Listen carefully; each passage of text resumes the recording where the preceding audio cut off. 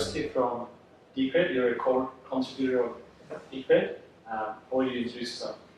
Yeah, I mean, I contributed to the project, so I do a lot of our Asia-Pacific operations, community outreach, events, exchange outreach as well.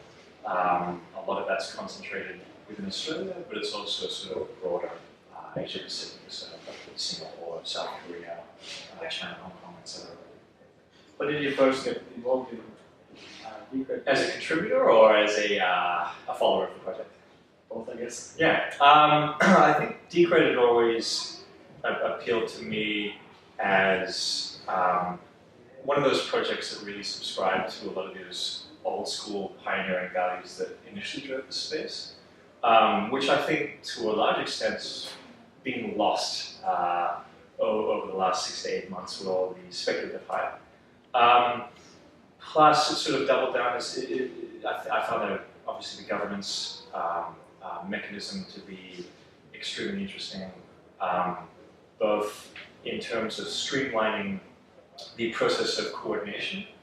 Anyone who has had any experience contributing to a decentralized project will often know that working together and coordinating is oftentimes the most complex task.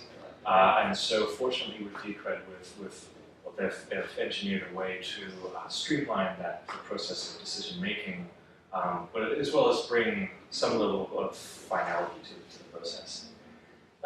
Insofar as being a contributor, that was just something where I've been around the community for a long time, and you know, over time you sort of find the ways that you could potentially add value to the project. And I think one thing that I love about the way that it is structured is that there's very little friction, and the barrier to getting involved is incredibly low. So Decred's fortunate to have a very sustainable method of funding, and the protocol itself is able to fund itself. Right. And we have an incredibly diverse range of contributors to the project. So we now have people contributing from every single continent on the globe, with the exception of Antarctica, of course. You know, one thing that I particularly love is that whilst a large portion of those contributors are developers, there's an incredibly diverse range of skill sets. So we have a lot of people who are graphic designers, and obviously Decred has a fantastic graphic design team. We have marketers, we have PR people, we have some legal professionals, business development, etc. You know, there's a very broad spectrum of contributors. So I think that's really what attracted me to the project, and the fact that beyond being a currency, I sort of saw it more perhaps as a new type of organizational structure that was emerging. Right, so we find Decred really interesting because you're known as some of the pioneers when it comes to governance and on-chain governance, and we're known for having some of the best developers in the crypto community. And in some ways you're similar to Bitcoin. Maybe you can describe how you differ from something like Bitcoin. So a lot of Decred's roots actually stem from Bitcoin originally. A large portion of the project's founders were actually, and still to this day are, Bitcoin developers. So they were the team behind BTC Suite, which at the time was the first full node alternate implementation of Bitcoin, written in the Golang language. So they wrote their own implementation of Bitcoin, which they then forked to create Decred. So that's unlike many projects that you know, commonly you'll see a lot of projects doing a Bitcoin fork, but very rarely do they fork their own implementation of Bitcoin's code. Now what we added on was an additional layer of consensus. So where you have Bitcoin being a pure proof of work system, where miners played a role of both protecting the network, packaging the blocks, but also play a proactive role in the decision-making process. We identified that may be sort of placing too much influence in the hands of one single group of stakeholders. So what we did is we took the decision-making power of the miners and we distributed that among token holders. So people who own BCR. So we have a hybrid model. We blend proof of work with proof of stake. And perhaps if you were to visualize that, you can imagine it functioning very much like an assembly line, right? Where you have the miners that are packaging the blocks, and then you have the stakers who are essentially picking up those blocks to ensure that they meet some sort of quality control standard, right? In doing so, we're able to take a more diverse range of stakeholder opinions into account when enacting protocol level changes. So what's unique about Decred's governance in comparison to a lot of other projects that are attempting governance at the moment is we're the only chain that are doing on-chain governance. So all voting that occurs on the Decred network is on-chain and binding. So we're the only chain that do user-activated hard forking. And so that sort of stemmed from... So you're building a consensus around the hard forks, That's absolutely so right. you can stay on one chain. That's absolutely right. So it's sort of one of those things where the Decred developers, early on from BTC Suite, I think naturally they ran into a lot of disputes around the various different Bitcoin stakeholder groups, and very quickly realized that it's going to be very difficult to scale a decentralized project without some sort of formal mechanism to enforce dispute resolutions, right, in a way that remains impartial.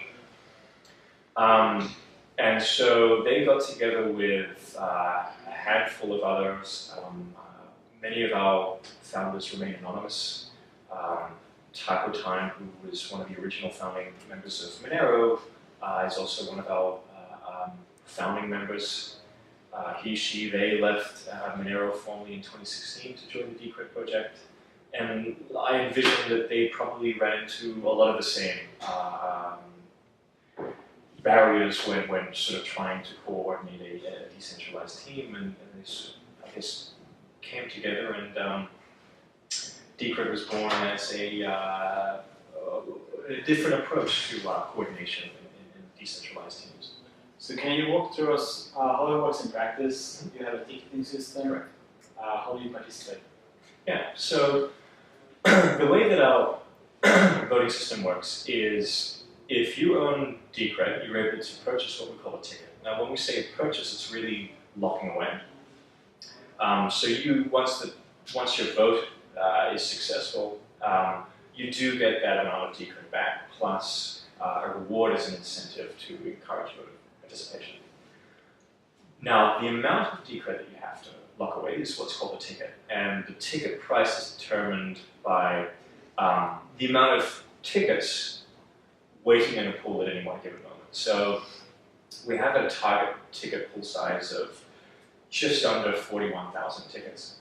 And as the amount of tickets that are in that pool approaches 41,000, the price rises. And as the vice versa, right? And the reasoning behind that is when there are fewer tickets in the pool and fewer people voting,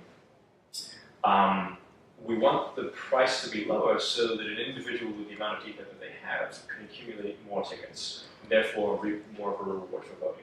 So therefore there's more of an incentive to encourage voter participation during times when it's low.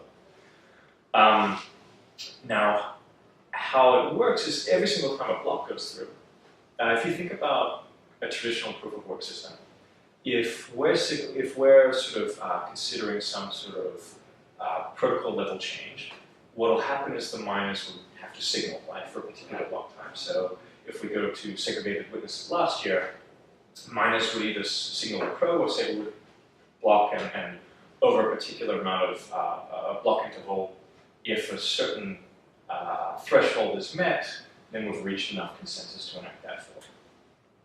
In Decred's case, what we did was, as a miner puts through a block, they need to include 5 tickets at random from that pool into the block. And when you submit a ticket, you also submit your voting preferences. So if we were segregated witness, I might click yes, I'd like to vote in favor of segwit. Now, if my block, as the blocks go through, at least 3 out of 5 of those votes needs to be in favor of the particular block type that the miner is signaling in order for that block to go through. If that miner doesn't achieve at least 3 out of 5 of those votes, then they get stripped of their reward and the block's invalidated. So it provides a strong economic incentive for the miners to follow the wishes of the broader network of stakeholders. Now, that's not to say that we're completely stripping miners of their power, right? It's important to note that miners too can be stakeholders. The point here being more that it just provides a more diverse range of stakeholder opinions, right? And you have a formal way to upgrade Exactly. the software. Correct. It brings finality. So one of the major concerns that many within the Decred community had during last year's scaling round was it was really incredibly difficult to gauge just how much support there was for either side of the debate, right? Because there's very little barrier to creating stock Puppet accounts. Oftentimes, the most vocal aren't necessarily a majority, right? So there is always the issue of the silent minority. So it's incredibly difficult to gauge just how much support there is for a particular issue. So what we've done is just figured out a way to more accurately measure support. And you have an incentive system to vote, right, to participate. So you have, I think, 50% are participating actively. That's right.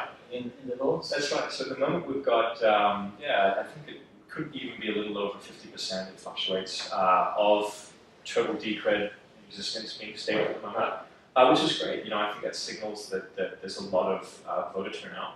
Because it's important to note that when you do stake, when you do decide to play a proactive role in guiding the Decred protocol, it comes at the cost of liquidity, right? So a portion of our coin holders don't quite want to sacrifice that liquidity. I think that's perfectly fine.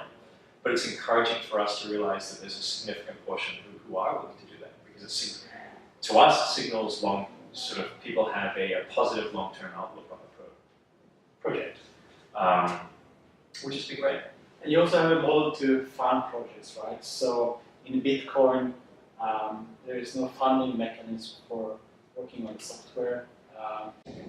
In something like Zcash, there is a block reward. I think in Zcash there is 20% of the block reward for the first 4 years that is used to fund the developers. And you have a similar system? Very, very similar. So we have 10% of all of our block rewards go into a decentralized treasury fund. So that's not a treasury fund that is centrally managed by one individual foundation. It's sort of more to go to various community initiatives. So those funds can obviously be used to compensate the various development teams. It could be used to go and fund a particular team to go and attend a conference in Brazil, right? It could be used for an incredibly diverse range of things rather than catering to one particular development group. And I think that's important. What it allows us to do is give ourselves not only a sustainable stream of funding, but also one that's impartial. Something that's a valid concern in a lot of these different decentralized projects is where they're getting their funding from. Oftentimes when you do take in external funding, very rarely does it come without strings attached, right? So we sort of wanted to implement a model that will allow us to sustainably fund the project for a long period of time without having to run into those risks. And that's where the significance of our Politeia proposal system comes into play. A lot of people oftentimes conflate Politeia with our governance. Now the governance really refers to our on-chain governance process, the ticketing system. Politeia is more in reference to probably more administration than it is governance, right? So that's Politeia being the Greek word for system of government, or ancient Greek word.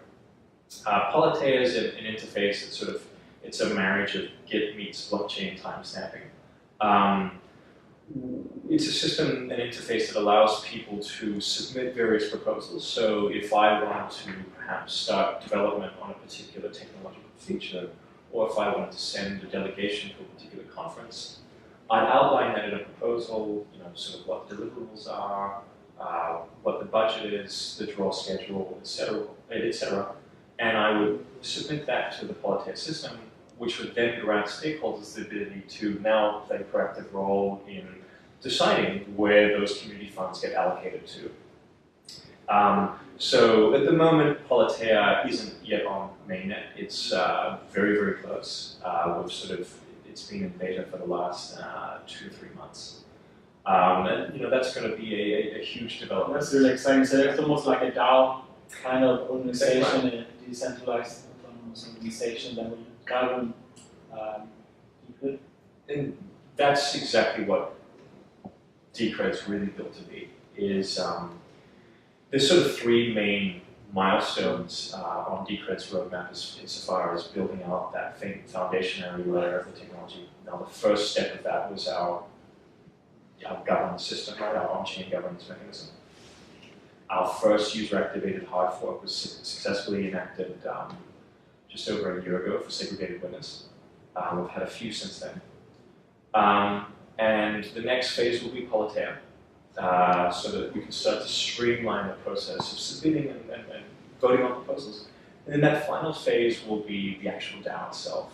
And that's where a lot of the fund disbursement, etc., is completely automated. One thing that I find particularly interesting with Decred's model is not only do we have the sort of parent DAO, but the idea is to be able to create a system in which we can have many what we call DAEs, or decentralized autonomous entities, that sit underneath the DAO. So rather than having thousands of individual contributors who are individually drawing from that treasury fund, what we'd much rather like to see are a handful of development teams, marketing teams that group together, draw one sort of larger budget, and then allocate amongst themselves how they see fit, right? So they take a larger fund, and then it's up to them to decide how they best utilize those funds and allocate it amongst themselves. So that's sort of the grand vision behind Decred. What are some of the things that you're excited to see being built? I know there was I saw a blog post, I think last week, about decentralized exchanges. That looked really interesting. What are some of the things that you think the community will build? I think there's a lot of things, right? There's a lot of things currently being built. Of course, we remain very close contributors to the Lightning Network project, so that's on the roadmap, integrating that within the Decred wallet, GUI wallet interface, which is absolutely beautiful, for those of you who haven't seen it. SPV wallet clients are going to be a big one for us. What that essentially paves the way for our mobile wallet clients, which is something we do not have at this stage. Cross-chain atomic swaps, I think, are going to be a huge thing, really more broadly for the greater ecosystem. And I think this is where the DEX proposal comes into play. For me, I see cross-chain atomic swaps as a huge enabler of interoperability between the various chains, which, as we briefly discussed beforehand, I see as one of the more valid solutions for on-chain scaling, right? I think I can envision, if we can lower the barrier between moving between all of these various different chains, we can then reduce the on-chain transaction load from any one individual chain. I think it's going to be quite some time before we see solutions start to emerge that can realistically reduce the on-chain load from any one chain individually. And it's important to note that there are several different competing chains across individual verticals that are all making incredibly admirable effort, right? It doesn't necessarily need to be one chain to rule them all. And if we can all begin to acknowledge that, reduce the friction between moving between all of these different computing chains, then it really doesn't matter which route you choose to take in order to get somewhere. And then, of course, something within the community that there's a lot of excitement for, but I am kept very much in the dark on, is privacy features. So, a lot of Decred's roots do stem from the privacy space. But that's been something that's just been kept, under a very thick shroud of secrecy. We were expecting to see that released towards the end of 2017, but I think it's sort of still under development. But hopefully we'll see that come onto mainnet, or at least be proposed for the next 6 or 7 months. do you see Decred mainly as a currency, or what do you think Decred can be in the long term? I think right now, no blockchain network, no matter how much they try to convince people, is fit to be a currency. I think they very well could be soon, or soon being in the next few years. The moment I see Decred less so much of a currency and more of an organizational structure, right? Now I think that use case will evolve over time, and that's where that governance layer comes into play, right? We saw it as if you set a solid governance foundation from day one, it sort of paves the way for the project to become really whatever the stakeholders at any one given time decide it to be. Now we may continue actively moving towards positioning Decred as a more viable currency in a more traditional sense for payments. And that's very much the motivation behind developing things like SPV clients and the Lightning Network. But in the more immediate term, I see it more of a community. You know, I think it's a financial system and form of wealth preservation that doubles as a community, that doubles as an employer. You know, as I said, we have people all over the world that are putting in time and effort to contributing from all different backgrounds, all different skill sets, different cultures. Many of us have never met, many of us will never meet. Yet, in some way, we're all able to contribute to and exert influence over a system in which we choose to store our wealth in. You know, and I think that's a really powerful idea in and of itself. So to me, right now, that's the use case. But again, I think we'll see that use case just continuously evolve over time. Oh, that's really cool. I think it's one of the projects that are a little bit under the radar, but one of the best projects out there when it comes to governance, when it comes to funding these efforts. You're pioneers, I think, in that area, and we can't wait to see what you guys, the community, decide what to build. So yeah, it's really exciting. You and I both. And just on that note, I mean, it's sort of one of those things where we, aside from the jackets, we really cool jackets. They are. One of the things with Decred is we are pretty subtle in our marketing tactics. You know, we prefer to take a substantially more development-focused approach, and the reasoning behind that is holding Decred is an incredibly important component of our network. Holding Decred gives you a say over the direction of the system. So it's in our best interests to ensure that those who are coming to the fold do so at the right moment. They come into it informed, right? It works against our interests to try and push this onto people who perhaps don't quite have that understanding, aren't quite ready to make the leap to taking responsibility for their own assets, right? Which is something that's disappointed me with a lot of other projects in the ecosystems. You know, we've seen a lot of charlatanry and people trying to push vaporware onto the unsuspecting victims. I think that's something that's I've always admired about Decred, is that our economic incentive mechanisms extend, broad enough to the point where it also impacts our incentives on insofar as growing the protocol, right? Ensuring that we're growing at a pace that's sustainable and beneficial to the protocol, rather than trying to scale things before it's ready. Right. And I'd like to see more of that in the space more broadly. Very good. Very interesting discussion. I look forward to continue the discussion. Absolutely. Thank you so much for your time today, Joshua. Thank you for having me. Thank you.